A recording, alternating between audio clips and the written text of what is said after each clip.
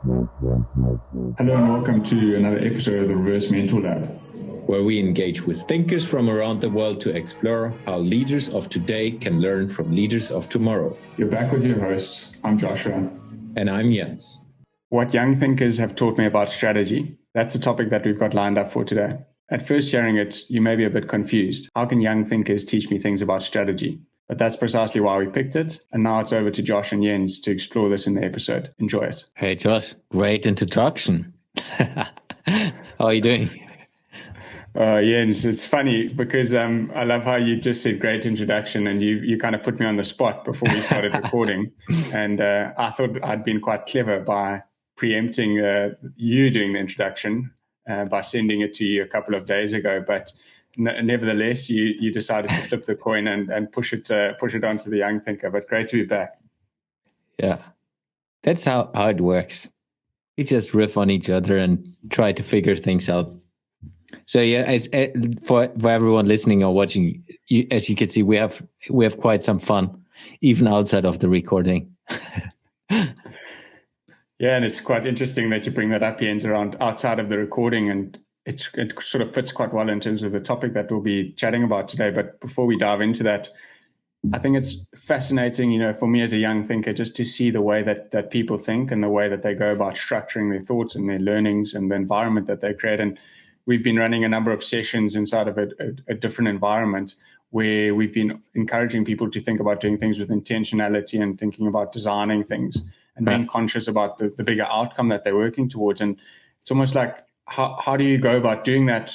And for some people, it's natural for them to think in that way. But for a lot of people, the concept of thinking strategically doesn't come naturally. And it's almost like you need to poke or ask trigger questions to get them to think in that way. Don't get me even going. Oh man, it's that, and it's crazy. Strategy.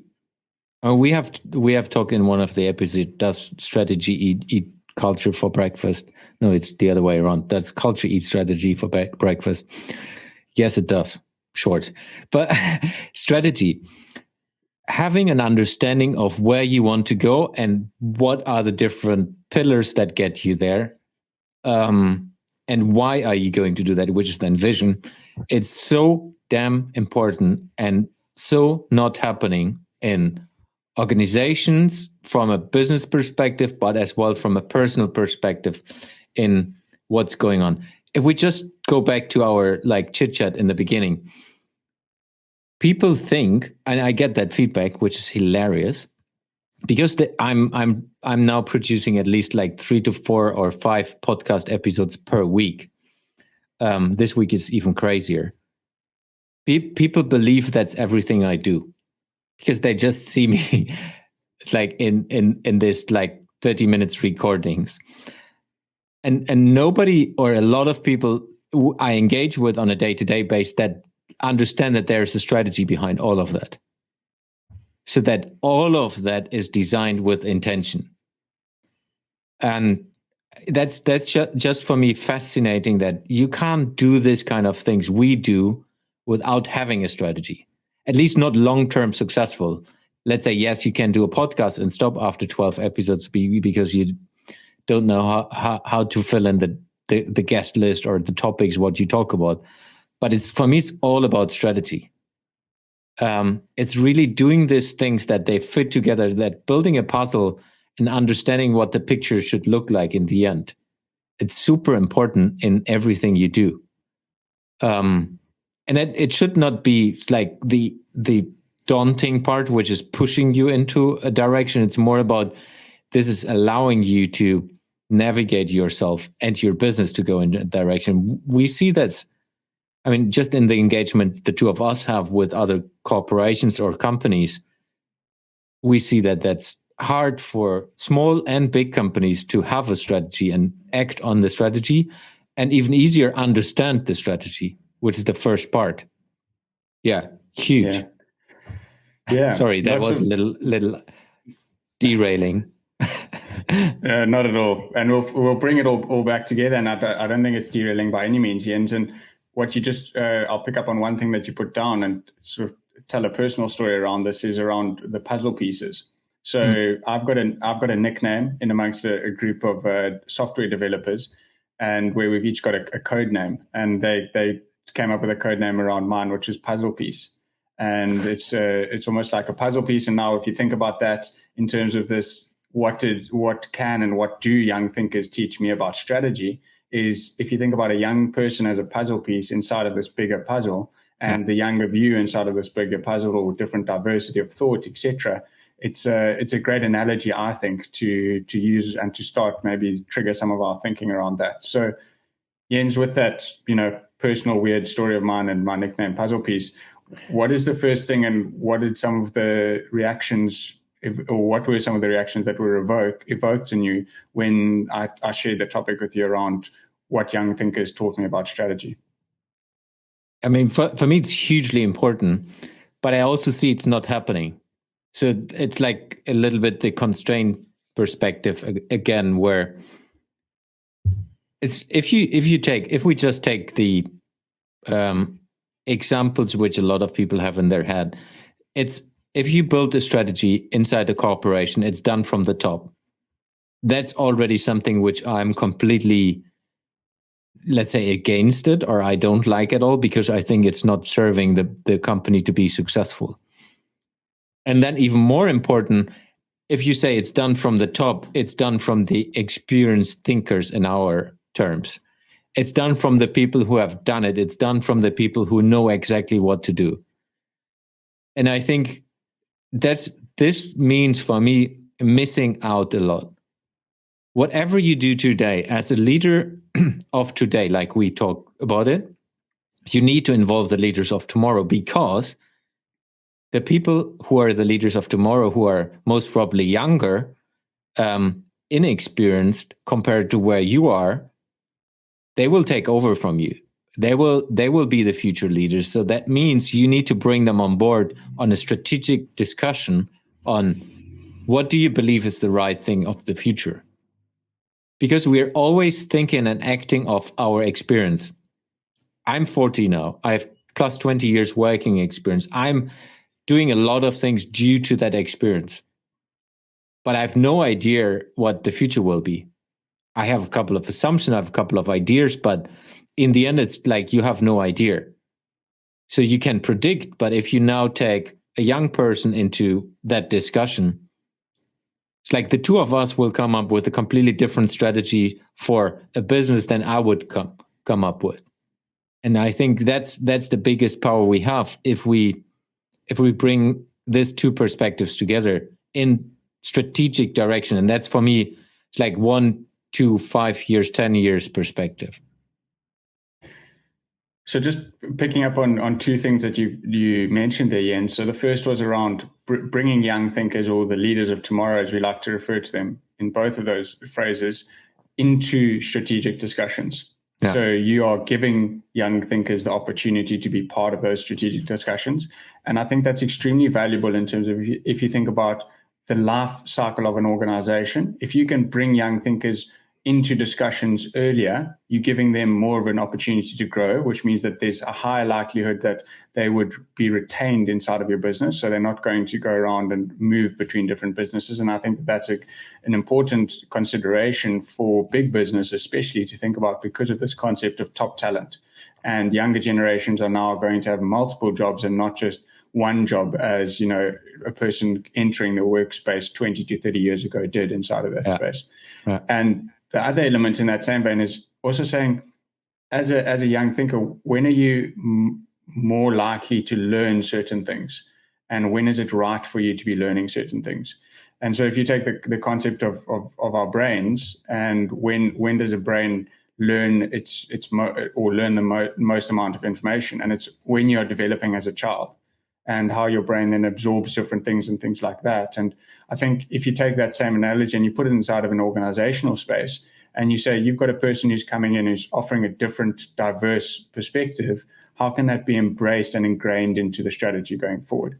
And that then really talks to previous discussions that we've had, Jens, around culture eating strategy for breakfast and the adaptability of organizations. And I think that young thinkers can offer a different viewpoint that can potentially make organizations more adaptable to changing environments going forward. 100%. And for me, it's what I don't get now, being not in the corporate world anymore, why it's not happening.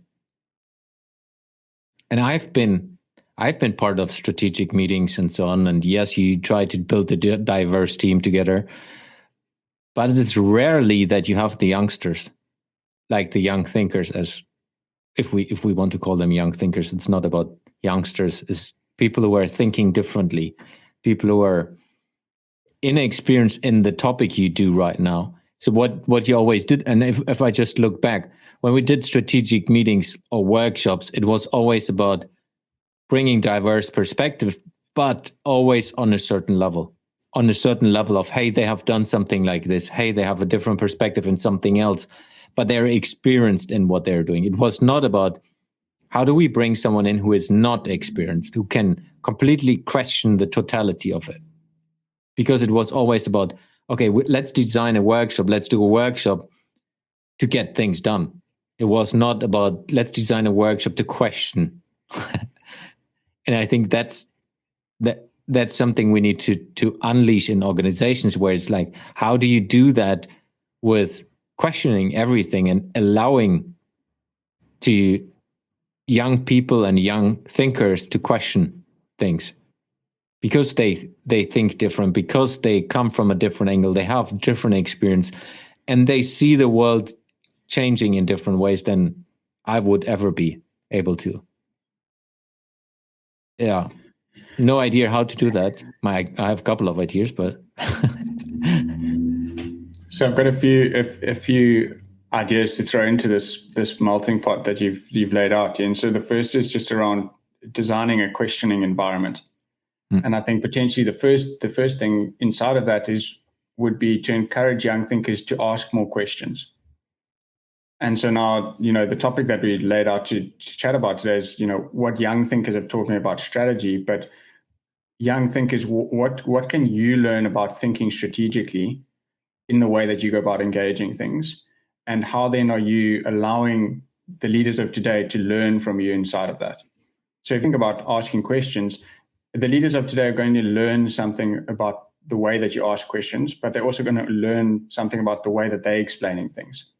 And then you can sort of lessen what's referred to as lost in translation moments inside of an organization, which means that then things can move faster once everyone's got a common understanding of things. And I think that that's something that, instead of designing a questioning environment, a lot of people might hear that and say, geez, I don't need more questions. If I get more questions, things are going to slow down, which means that then I'm going to have more meetings about meetings, etc. But actually, take a step back. If you have a questioning session once a week for an hour, 60 minutes inside of a work week, what can that unlock? You might find out that these young thinkers are feeling uncomfortable or not confident in this area. Okay, I can easily solve that by producing this. Or it's this piece is missing inside of my strategy, and I identified that because I've created this questioning environment, which has then allowed me to move the needle forward and to progress at a far greater speed in a different area just by simply creating that environment. And I think that that's something extremely powerful that young thinkers can bring into the strategic thinking spaces, because I don't think young thinkers should be afraid of asking questions. It's rather give some thought to how you go about asking those questions and where you're asking those questions inside of engaging with experienced thinkers. Yeah.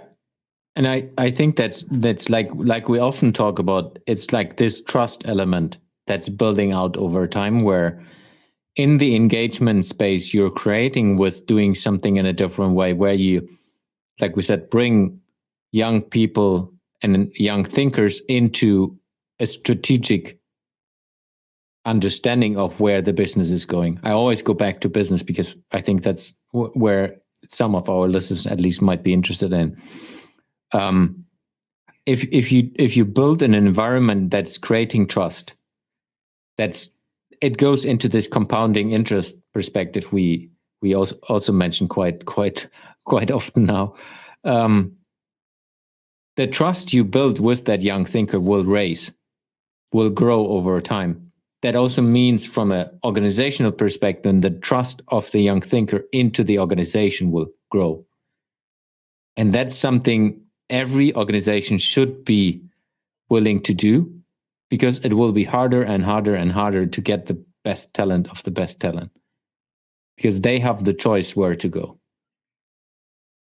Yeah, most definitely, Jens. And I think if you just if we change gears a bit here and we say, what have young thinkers taught me about strategy? And we really focusing on the what. And, we've chatted around the what so far in terms of the types of questions, diversity of views, etc. But maybe there's a lot to also be learned around young thinkers and their behavior, or their incentives that they appreciate. And how can then, if you're building a future fit business, and Jens used the example of the business model. So I had an opportunity to be part of a cohort, and we were asked to create a business model. And I was definitely the youngest thinker inside of that room. And I brought a completely different way of thinking in terms of what I thought would play out over the next 10 years based on the so-called seasoned executives inside of that room. And that's where, as an experienced thinker, if you bring a young thinker's viewpoint in, you then have another data point, another opportunity to analyze what could play out over time. And then you start working with concepts like what is probable versus what is plausible, and how does that play out over time. And I think that diversity, that different flavor, and that different way of thinking can just further almost strengthen the strategy going forward. Yeah, and then to make that actionable, if we go then from what are the different opportunities you get, if we just take the business model example, it might be not the right time to do it right now. But what you can do is you can test that. That's where my innovation brain and prototyping stuff comes in. It's you have the possibility to create future revenue streams for your business if you do that. If you go into, hey, let's say Joshua was part of this brainstorming session around business models. It's confusing me, this business model. I don't get it, why this should be working from his perspective, but let's try it. Let's have a look on how can we test the assumptions behind that. And that's then when you go from strategy discussion, looking into the future, understanding of what are the different pieces with the young thinkers in the room to make it very actionable. And if I would be the leader of the totality, I would say, hey, Josh, love your idea. Would you be interested in being part of a test environment where we'll try your idea? And 99%, at least I know you would say definitely yes, of course. That means I'm engaging with you in a completely different planet than ever before. And the outcome can be you're validating that these ideas are working, and that can go into revenue streams, build businesses on top of it, whatever it can be. But it's just, this will never happen if you just sit, let's say being very, very pushing right now, if you sit in a boardroom with old dudes, only white men, it's not going to happen, I can promise you. So one thing is, yes, diversity is very, very important to build that up. But the point we try to get across is young thinkers need to be part of strategic discussion. And you can only win if you do that. Specifically, if you then link that to the young thinkers and make action straight away out of it, where you say, don't get it. I'm the executive of this business. I don't get it. I don't want to put all my bets, if we go back to the other episode, on this thing right now, but I want to figure it out. And let's give this person the opportunity in figuring it out and build a team around it. Every company can do that. That doesn't require at all any like monetary investment. It's just a little bit of time and saying, yeah, let's figure that out. You don't get a team, you don't get any budget. Try to do it on the side. I will hold you back to support you. That's the only thing I can promise you, and you will make it happen. I can tell at least the way I know you right now. If I would be in an executive position in a large corporation, I would just do that with you, and something magic would happen. And you do this over time with a couple of young people, engage with them, and your boardroom will look different in a year from now. And most probably the revenue streams will look different as well. Yeah, so I'm going to put us both on the spot there, just sort of using a bit of a trigger that you just put down in that example that you gave around the boardroom looking different, and saying, what is one thing, or what are a couple of things rather that young thinkers have taught you about strategy? I mean, one big thing is I'm of course always coming from the corporate world. I have all that bias still, because you can't just shrug it off. Though that I'm truly believing in the other, in the future, I'm still coming from that environment where it wasn't the case. So what I learned engaging with you and the others over almost a year now, in more depth, is really about what do you value. Like you value things in a completely different way than I ever thought about, and that goes into sustainability as a big part of a lot of discussions on the impact of the people, but also the freedom you guys want to explore, the freedom you want to have, be part of. Then the whole monetary aspect, and that's quite fascinating for me. I come from a world where it's all about money. And if we just look back in the engagements we have had, it's not really about the money, it's about the impact. And that's what you get taught on business schools or whatever. Yet that's, yes, you need to create impact and focus on the impact and the money will come, but it's not what anyone is doing. Anyone is focusing, how do we get 2% more, 10% more, 12% more to support our shareholders to be happy? It's not about, hey, let's completely reconsider that way of thinking. And that's what I learned just over the last year. And how do you change that? What does it mean from a value perspective you create from an impact and purpose for a business? So just a couple of examples I learned from engaging with you and the others over the last year. Yeah, and I think to those are great examples, Jens. And from my perspective, is it's also, to realize when we've referred to it earlier in this episode, is the concept of a young thinker is talking about the experience that you have inside of a certain situation. So that doesn't necessarily need to be tied to age. And I think that's a reminder that I've had in terms of the engagements that I've had with different people, whether they be executives, experienced thinkers, or managers, or even just people who are graduating out of university at this stage. And there's always an opportunity to learn something from a person who holds a different point of view. And there's that famous quote around saying, the example of sort of intelligence and the ability to hold different points of view is extremely important, because it's the ability to process your own point of view. So those biases that Jens referred to earlier, process those points of view. Why have those biases? Why do I have those biases? But also be aware that this view from a young thinker or an inexperienced thinker can offer a completely different point of view that can either strengthen some of the views that I hold or challenge it. And then that can make my strategy stronger and more sustainable going forward. Yeah. And I agree with the point. It's not really about age, 100%.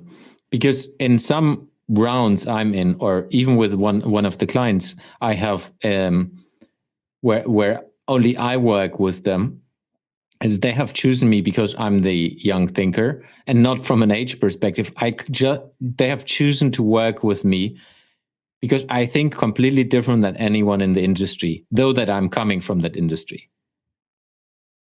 And that's the main reason they have chosen to work with me. And it's all about strategy, so it's not too much about operations. So 100% it fits into the same perspective, that it's not about, like, everyone can be the young thinker in the room. Of course, it helps if you're a little younger as well, but and unexperienced. But I think it's important to clarify that as well. Yeah, and just what you said there, Jens, made me think about intentionally becoming unexperienced. Yeah. And what I mean by that is, you're putting yourself in situations where you don't know where to start. And what can that teach you? So from a practical example, that may be learning to draw, learning to play an instrument. It might be learning to code, and not necessarily that you're going to use code to, further your career, but it's more around the mindset that teaches. So Tim Ferriss has a great blog post around what he learned from learning to code. And I've gone down various rabbit holes in that space. And one of the things that I'm trying to explore now is drawing. So what is a different element around that then exposes a different part of your brain, exposes you to a different way of thinking. And like we've said, it's those different views and that diversity of thought, the diversity of action can then contribute to the strategy and the space that you're trying to build out to further advance things going forward. Yeah, I can't agree more. I do this on a daily basis with stuff. Agree. It's super important to feel as well that you're not the experienced person in a topic, which enables you to think differently in other topics. Yeah.